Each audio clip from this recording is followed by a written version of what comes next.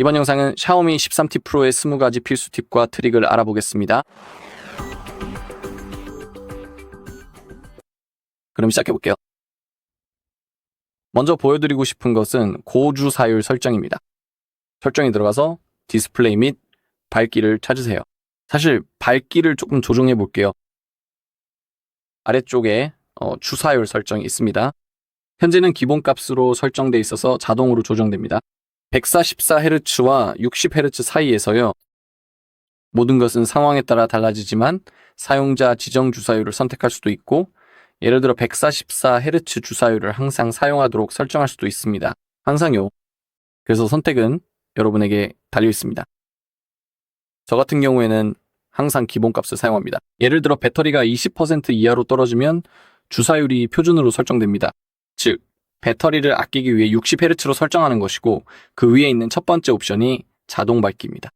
이건 제가 언제나 꺼두고 있는 기능이랍니다. 저는요, 이걸 꼭 보여드리고 싶어요. 왜냐면 제 경우에는 밝기 수준이 제 허락 없이 조정되면 꽤 짜증이 나거든요. 그리고 그 때문에 집중이 흐트러지기도 해요. 그래서 저는 항상 자동 밝기를 꺼두고 원하는 밝기 수준을 직접 수동으로 선택합니다.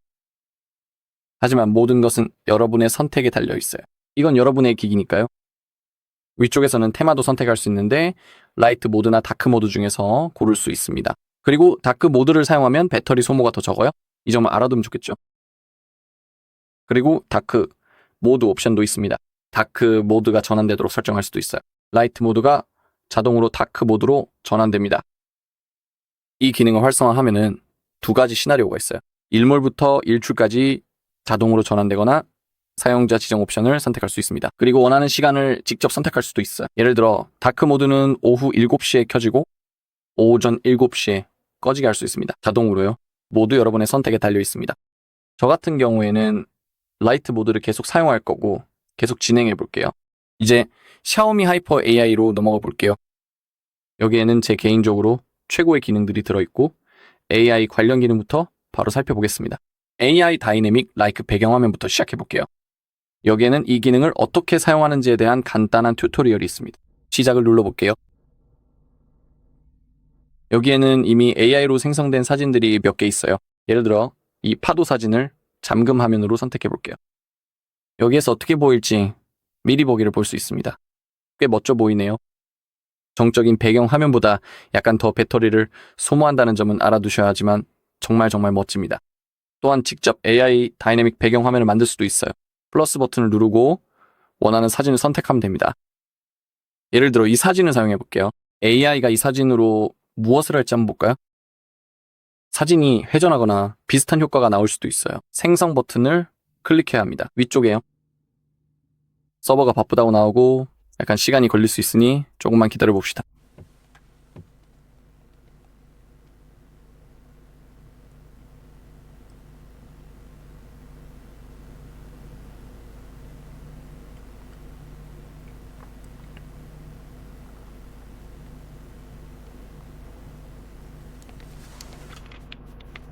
네, 알겠습니다. 대략 2-3분 정도는 걸릴 것이라고 하네요.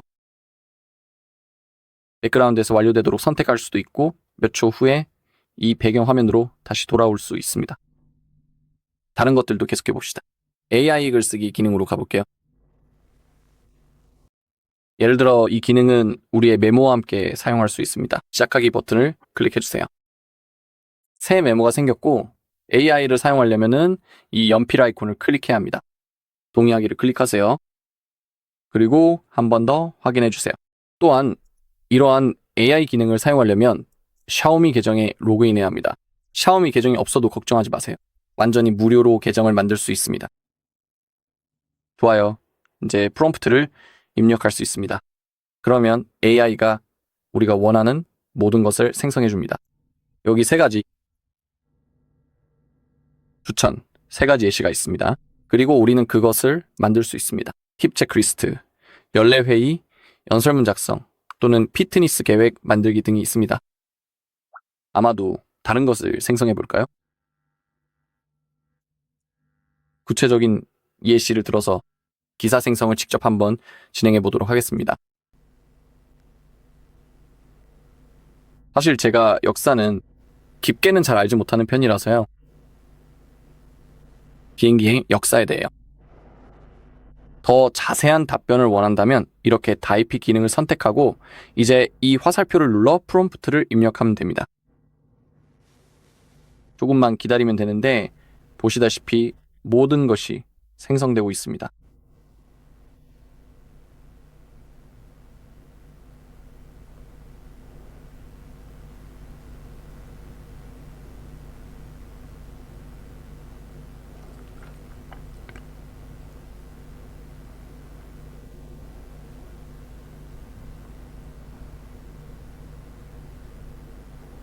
한번 봐야겠네요. 꽤 길어요. 제가 DRP 기능을 활성화했기 때문인데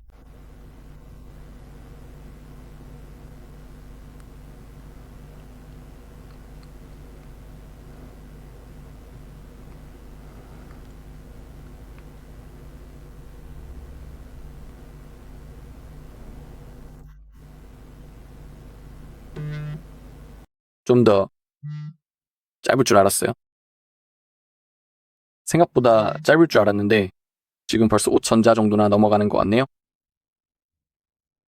지금요, 탭하거나 연필 아이콘을 클릭하면 새로운 프롬프트를 입력할 수 있습니다. 전체 텍스트를 요약하거나 교정 기능을 사용하거나 확장 기능을 사용할 수 있습니다. 텍스트를 다듬어서 더 일반적이거나 전문적이거나 간단하거나 친근하게 만들 수도 있습니다.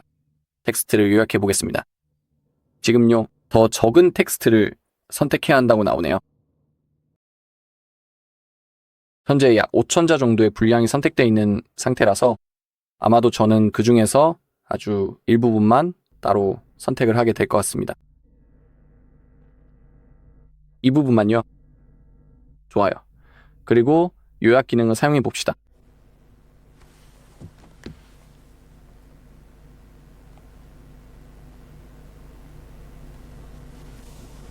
네, 이렇게 하면 원본 삽입을 클릭하면 바로 나타납니다. 앞서 보여드린 것처럼 다른 기능들도 있지만 이번에는 딥 기능 없이 새 노트를 만들어 볼게요. 이번에는 피트니스 플래너를 한번 만들어 볼까요? 추천 옵션, 추천 프롬프트를 사용할 거예요.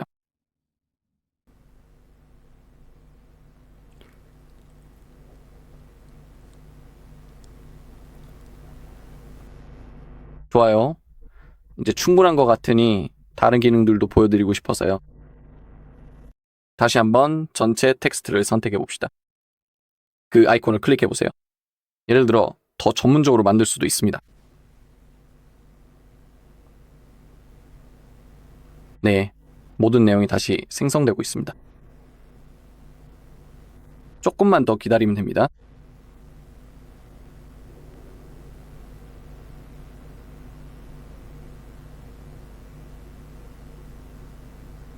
완료되면 완료를 클릭하면 되고 변경된 점이 확실히 보이죠.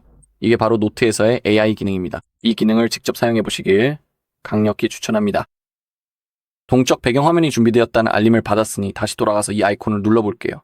이미 생성이 완료되었습니다. 이번에는 잠금 화면에도 적용해 봅시다. 보시다시피 이제 움직이는 잠금화면, 움직이는 사진이 적용되었습니다. 이것이 바로 AIO 배경화면 덕분에 우리가 이룬 결과입니다. 여기서 효과도 추가할 수 있습니다. 사실 이 경우에는 효과를 추가할 수 없네요. 일단 적용해보고 제대로 작동하는지 보여드릴게요. 한번 확인해 봐야겠네요. 이제 동적 잠금 화면이 적용되었습니다.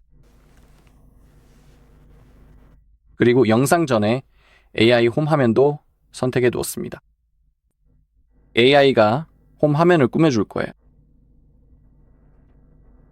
자, 다음은 크리에이티비티 어시스턴트입니다. 이것도 꽤 멋진 기능인데 잘 작동하고 갤러리에서 사용할 수 있습니다. 울트라 HD, 이미지 선명도 향상, 한 번의 터치로 미세한 디테일 복원 등 다양한 기능이 있습니다. 흐릿한 사진도 손쉽게 생생하게 되살릴 수 있습니다. AI 뷰티파이 기능도 있는데 이미지의 특징을 자동으로 감지해 색상과 톤을 최적화하고 인물 사진, 풍경, 음식 사진까지 개선해줍니다. 자연스럽고 시네마틱한 느낌을 줄 수 있고 여기 모든 기능이 다 들어있습니다. 각 기능마다 튜토리얼이 제공되고 AI 이미지 확장 기능도 있습니다. Erase Pro 컷아웃, 그리고 예를 들어 AI 필름 같은 기능도 있습니다. 기능 중 하나를 보여드릴게요. 갤러리를 열어야겠네요. 예를 들어 여기 있는 이 사진을 선택해 볼게요. 편집 버튼 이걸 눌러보겠습니다. 여기 각 섹션별로 모든 기능이 다 모여 있습니다.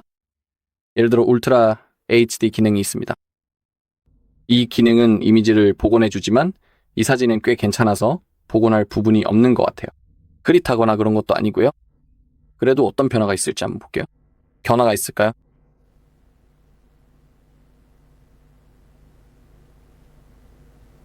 아, 네. 아무 일도 일어나지 않았네요. AI 뷰티파이 기능도 있습니다. 여기서는 색상이 약간 바뀌었어요. 오른쪽에 있는 이 키를 누르고 있으면 원본 사진을 볼 수 있습니다. 그리고 여기서는 AI 뷰티파이 덕분에 사진이 더 멋지게 변했어요. AI 지우기 기능도 있습니다. 먼저 생성을 클릭하고 그 다음 지우기를 클릭한 후 허용을 눌러야 합니다.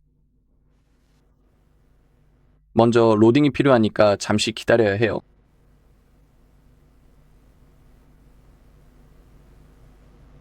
이제 지우기를 클릭하고 지우고 싶은 부분을 선택하세요. 우리는 사물, 사람, 눈부심, 반사광을 제거할 수 있고 직접 수동으로 선택할 수도 있습니다. 또한 두 가지 옵션이 있는데 객체를 동그라미로 표시하거나 고무지우개처럼 문질러서 지울 수 있습니다. 예를 들어 오른쪽에 있는 이 로고, 제가 가리키고 있는 이 로고를 지우고 싶다고 해볼게요. 그래서 손가락으로 선택해야 합니다. 그리고 서버가 너무 바쁘다고 나왔어요. 이거는 어떨까요? 좋아요. 이제 시작을 클릭하세요. 이제 지워질 거예요.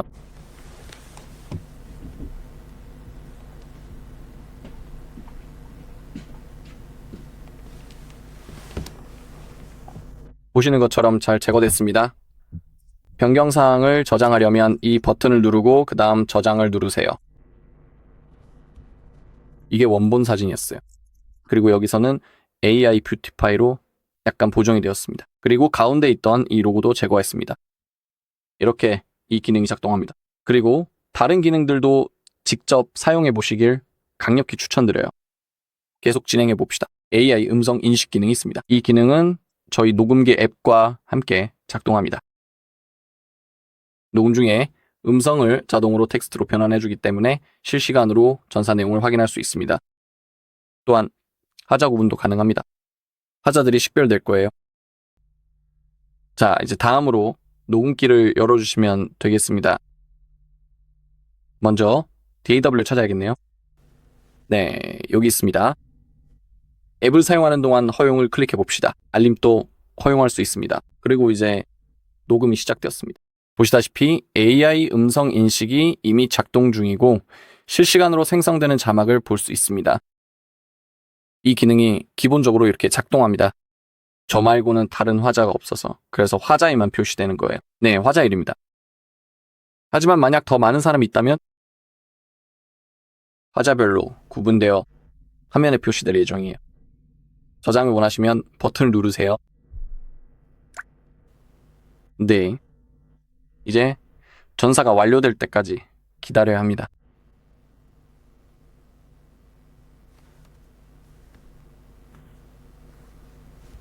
현재는 0단계에 있습니다. 좋아요. 이제 완료되었습니다. 자, 이제 그걸 클릭해서 한번 살펴보도록 하겠습니다. 모든 것이 성공적으로 저장되었습니다. 입장 음성 기능도 정말 쉽게 사용할 수 있는데 여기서 꽤 유용할 수도 있습니다. 관심이 있으시다면 오른쪽 상단에서 언어도 선택할 수 있습니다. 좋아요. 다른 것들로 돌아와 봅시다. 이것이 음성 인식 기능이었고 이제 AI 번역, 대화로 넘어가 보겠습니다. 이것도 꽤 유용하고 강력한 도구입니다. 통역, 대면, 대화 같은 기능들이 있는데 시작을 눌러서 모두 보여드릴게요. 이제 마이크 아이콘이 2개 생겼습니다. 예를 들어 우리가 휴가를 보내기 위해 외국으로 여행을 간다고 해봅시다. 먼저 지원되는 목록에서 언어를 선택해야 합니다. 우리가 비행기를 타고 간다고 가정해봅시다. 만약에 직접 포르투갈로 가서 더 자세한 정보를 얻고 싶다라고 가정을 해볼게요. 하지만 우리가 대화하는 상대방은 영어를 모릅니다. 그 사람은 포르투갈어만 할 줄 압니다. 바로 이럴 때 이 기능이 유용하겠습니다. 우리가 해야 할 일은 우리는 영어를 사용하는 사람입니다. 우리는 우리 버튼을 클릭해야 합니다. 이제 텍스트와 언어가 생성될 것입니다. 화면에 표시될 거예요. 보시다시피 이미 포르투갈어로 번역되어 있습니다. 이제 저는 말을 멈추겠습니다. 이제 두 번째 사람은 간단히 그 텍스트를 읽을 수 있습니다. 그리고 나서요. 그 사람은 자신의 초록색 버튼을 누르고 포르투갈어로 말하면 모든 것이 다시 영어로 번역됩니다. 우리는 또한 대면 모드를 사용할 수도 있습니다. 레이아웃을요. 그래서 사실 저는 양쪽을 바꾸고 싶어요. 이렇게 휴대폰을 들고 상대방 앞에 서서 이 아이콘을 클릭하기만 하면 됩니다. 모든 것이 포르투갈어로 번역되고 그 사람도 포르투갈어로 답할 수 있으며 모든 것이 다시 영어로 번역됩니다. 정말 간단한 일이지만 꽤 유용합니다. 여기에서요, 또한 번역을 재생할지 여부를 설정할 수 있는 몇 가지 설정이 있습니다. 언어 인식 기능을 사용할 수도 있는데 이게 꽤 유용할 수 있습니다. 재생 음성을 여성 또는 남성으로 바꿀 수 있고 번역의 속도도 조절할 수 있습니다. 네, 이게 바로 그 기능입니다. 단축키도 추가할 수 있었던 것 같은데 제가 틀렸을 수도 있어요.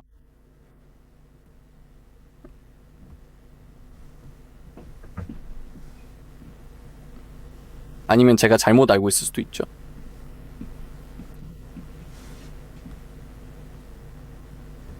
이 번역 기능을 추가하는 옵션이 있었던 것 같아요.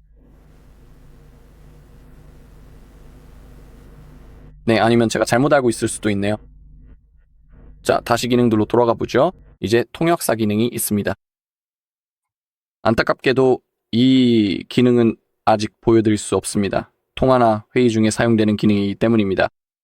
그때는 사이드바를 열어야 합니다. 사이드바에 대해서는 잠시 후에 더 설명드릴게요. 어디에서 찾을 수 있는지 보여드리겠습니다. 사실 이건 툴박스라고 불리지만 거의 같은 기능입니다. 실제로 같은 기능이지만 이름만 다릅니다. 여러분은 이 기능을 사용할 수 있게 됩니다.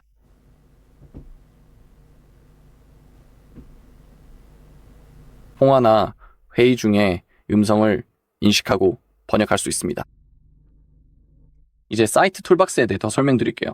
어디에서 찾을 수 있는지 보여드리겠습니다. 설정의 메인 페이지로 돌아가서 아래로 계속 스크롤하다가 추가 설정을 찾으세요. 여기서 조금 더 아래로 내리면 됩니다. 아니네요, 사실은. 플로팅 윈도우를 클릭하면 사이드 툴박스가 보입니다. 사이드바를 켜주세요. 왼쪽에 나타납니다. 한번 살펴보죠. 게임대 단축키를 활성화하거나 비활성화할 수도 있습니다. 비디오 툴박스도 활성화할 수 있어서 동영상을 볼 때 다양한 도구와 효과를 사용할 수 있습니다. 꽤 유용한 기능이죠.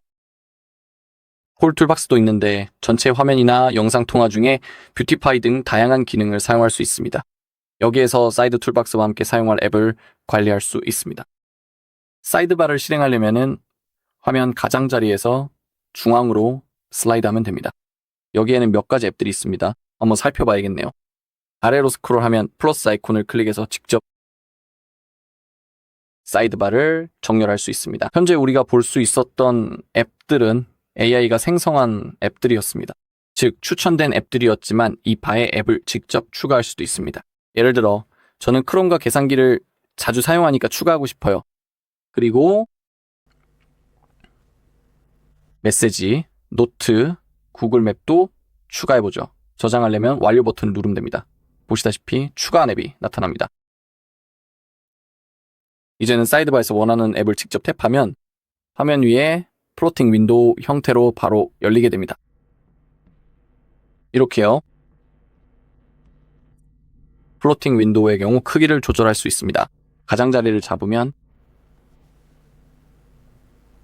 사용자는 화면에 보이는 항목의 위치를 언제든지 자유롭게 바꿀 수도 있으며 오른쪽에 있는 3개의 점 모양 아이콘을 마우스로 잡아서 클릭한 뒤에 원하는 곳으로 끌어다 놓으면 아주 간편하게 위치를 변경하는 것이 가능합니다. 이 모드에서는 분할 화면으로도 들어갈 수 있고 창을 완전히 닫거나 전체 화면으로 전환할 수도 있습니다.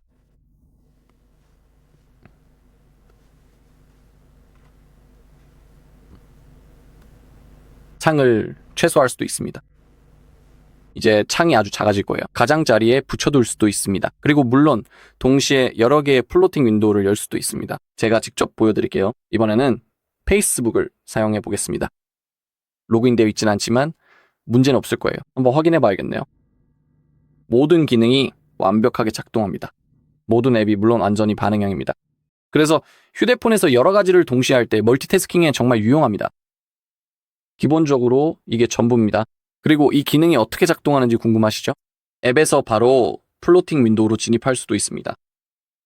예를 들어 메모 앱으로 해보겠습니다. 이번에는 아래쪽에서 오른쪽으로 슬라이드해야 합니다. 하지만 이 방법을 사용하려면 내비게이션 방식으로 제스처를 설정해야 합니다. 슬라이드 하세요. 중앙까지 이동한 다음 오른쪽으로 이동합니다. 이제 손을 떼면 앱이 플로팅 윈도우로 열립니다. 또한 아까 보여드렸던 것처럼 분할 화면 기능도 있습니다. 플로팅 윈도우 상태에서 분할 화면으로 진입할 수도 있습니다. 이 아이콘이나 저 아이콘을 클릭하면 됩니다. 예를 들어 메모로 하면 상단에 두고 싶다고 해볼게요. 그리고 이제 두 번째로 열고 싶은 앱을 선택하세요. 모든 앱이 분할 화면을 지원하는 것은 아니라는 점을 기억해야 합니다. 하지만 예를 들어 다시 계산기를 선택해 보겠습니다. 이제 한번 확인해 보세요. 화면이 완벽하게 반으로 나뉘었습니다. 그리고 두 개의 앱이 동시에 열려 있습니다. 상단에는 메모가 있습니다. 하단에는 계산기가 있습니다. 모든 앱이 완전히 반응형으로 작동합니다. 메모도 마찬가지입니다. 저는 타이핑을 시작할 수도 있고 동시에 AI도 사용할 수 있습니다. 이건 큰 문제가 아니고 별일도 아닙니다. 그리고 이제 분할 화면의 설정에 대해 상세하게 설명을 드려보자면 사용자의 편의에 따라서 창의 크기를 아주 자유자재로 조절하는 것이 가능합니다. 가운데에 있는 얇은 막대를 잡아야 합니다. 예를 들어보자면 지금은 계산기가 아주 작게 만들어졌는데 사실 이 정도의 작은 크기에서는 키보드가 전혀 보이지 않기 때문에 거의 사용할 수 없는 상태라고 볼 수 있습니다.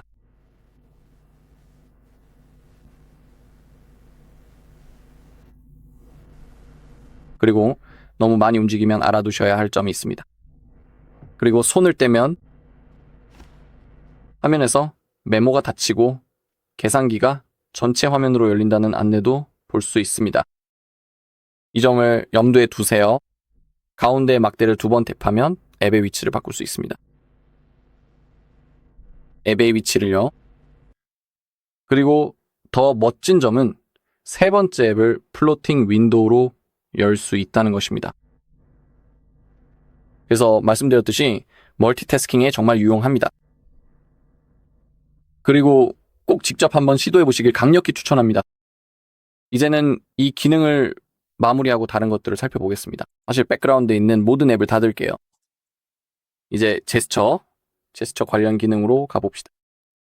접근성 메뉴 아래에 있고 제스처 바로가기로 들어가 보겠습니다. 세 손가락 스크린샷, 부분 스크린샷 기능이 있습니다. 카메라를 실행하거나 손전등을 켤 수도 있고 주요 바로가기는 이 정도입니다. 먼저 스크린샷 찍는 것부터 시작해 볼게요. 일반적으로 스크린샷을 찍는 방법은 전원 버튼과 볼륨 다운 버튼을 동시에 누르는 거죠. 하지만 세 손가락으로 화면을 쓸어내려서도 스크린샷을 찍을 수 있습니다. 이게 일반적인 방법이고 이렇게도 할 수 있지만 손가락을 쓸어내리면 스크린샷이 바로 찍힙니다. 특히 휴대폰이 평평하게 놓여 있을 때는 세 손가락을 아래로 쓸어내리는 게 훨씬 편리합니다. 전원 버튼과 볼륨 다운을 누르는 것보다 말이죠. 특히 한 손으로 할 때는 휴대폰이 움직이기 때문에 거의 불가능하죠. 하지만 세 손가락으로 하면 훨씬 더 쉽습니다. 그래서 이게 바로 그 방법이에요. 그리고 스크롤샷 기능도 있는데 이것도 보여드리고 싶어요. 하지만 그걸 보여드리려면 공간이 많이 필요해요. 여기서는 스크롤이 가능하니까 괜찮을 것 같아요. 이제 스크린샷을 찍어볼게요. 여기서 스크롤을 클릭해줍니다. 이제 스크린샷이 찍힐 거예요.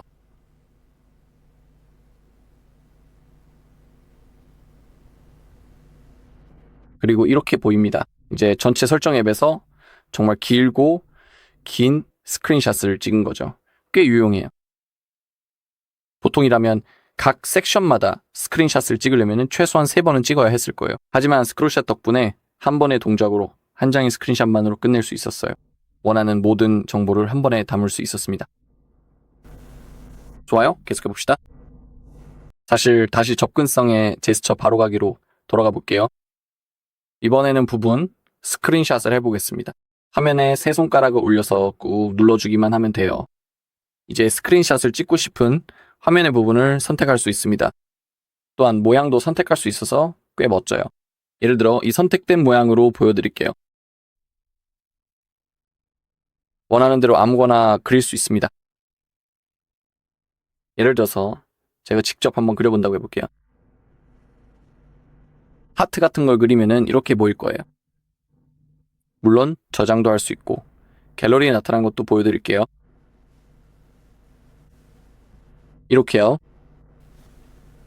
이게 바로 부분 스크린샷입니다. 다른 것도 하나 더 찍어볼게요. 이번에는 일반적인 걸로 해볼까요? 네모로요. 직사각형이요. 잘못 말했군요. 이게 다예요. 이 부분만 원해요. 이렇게요. 그리고 이제 저장을 누를 수 있습니다. 정말 쉬운 일이에요. 제가 말한 것처럼요. 자, 다음은 카메라 실행입니다. 전원 버튼을 2번 누르면 카메라를 빠르게 실행할 수 있습니다. 홈 화면에 있는 걸 보여드릴게요. 제가 2번 클릭하면 카메라 앱이 실행되고 바로 사진을 찍을 수 있습니다. 정말 쉬운 기능이에요. 또 다른 제스처는요. 전원 버튼을 2번 눌러서 손전등을 켤 수도 있는데 어떤 기능을 사용할지 선택해야 해요. 2가지를 동시에 사용할 수는 없습니다. 그래서 교체를 눌러야 해요. 이제 전원키를 2번 눌러볼게요. 그러면 손전등이 켜지고 다시 반복하면 꺼집니다. 정말 쉬운 기능이에요.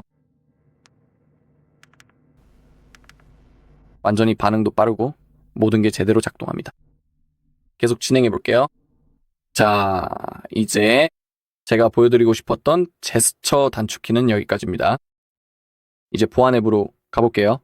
이 앱은 기본적으로 휴대폰에 설치되어 있고 여기에서 사용할 수 있습니다. 여기는 마치 우리의 컨트롤 센터와 같습니다. 여기서 저장 공간을 정리하거나 보안 검사를 실행하고 배터리 상태를 확인할 수 있습니다. 속도 향상도 할 수 있고 앱을 관리하거나 딥클린도 할 수 있어요. 이번에는 클리너 기능을 사용해 볼게요. 먼저 저 부분을 클릭할 수 있습니다. 동의함을 클릭하고 확인해 볼게요. 최대 200에서 217MB까지 정리할 수 있습니다. 저장 공간이 넉넉한 게 항상 좋죠.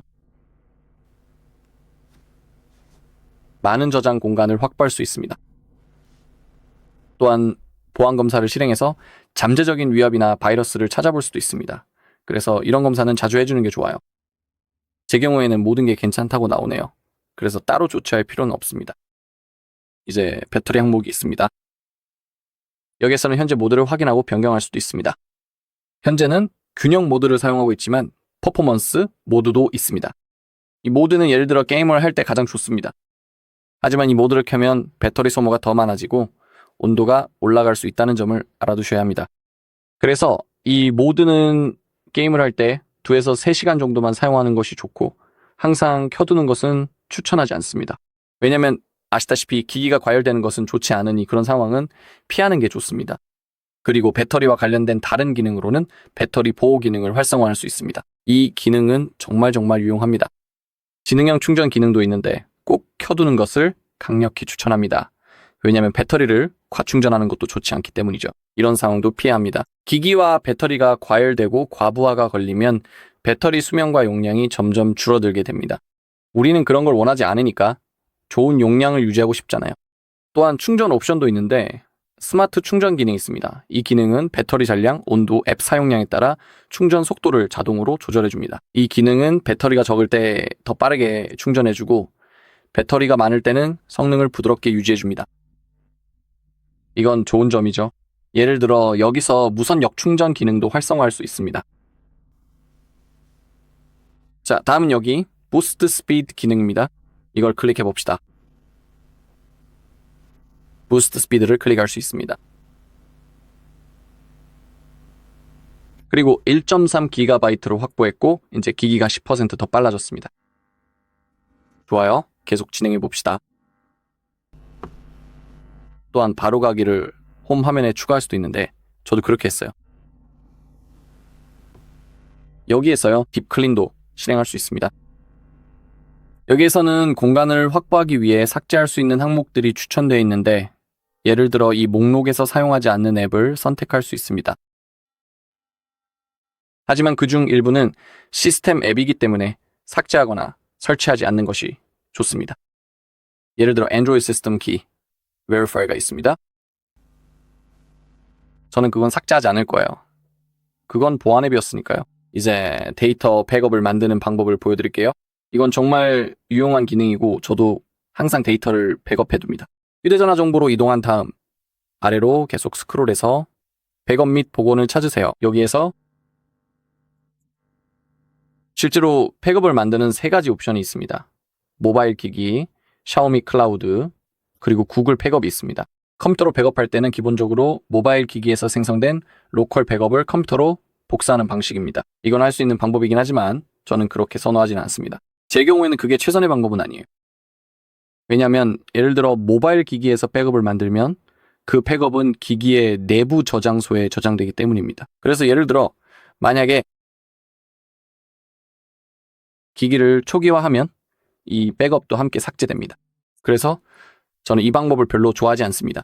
컴퓨터로 복사할 수도 있지만 그것도 최선의 방법은 아니에요. 불편하기 때문에 저는 이 방법을 건너뛰려고 합니다. 하지만 원하신다면 직접 시도해 보셔도 됩니다. 여기에는 어떻게 하는지에 대한 튜토리얼이 있습니다. 저는 샤오미 클라우드를 더 선호합니다. 계속을 클릭하고 설정을 클릭한 다음 앱 권한을 클릭해서 이 목록에서 아직 허용되지 않은 모든 항목을 허용하세요. 허용, 또 허용하세요. 좋아요. 이제 다시 돌아갈 수 있습니다.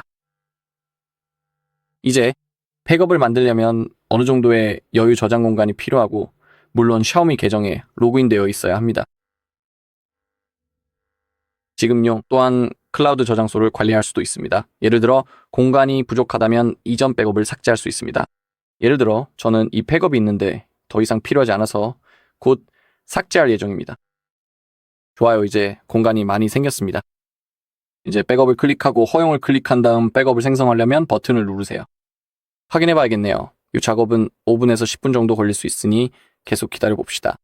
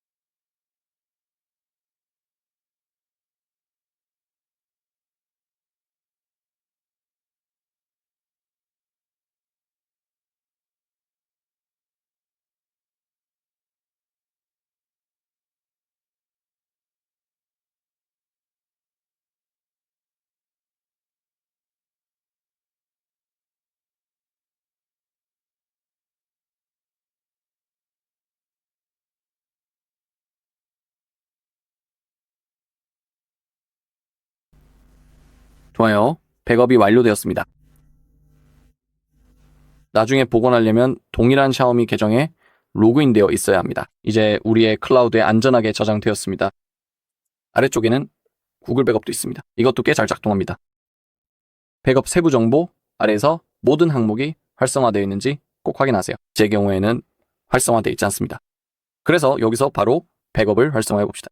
시작하기를 클릭하세요. 알림을 허용하시겠습니까? 이제 백업을 생성하려면 이 초록색 버튼을 누르세요. 물론 구글 계정에 로그인되어 있어야 합니다. 그리고 이제 다시 기다려야 합니다.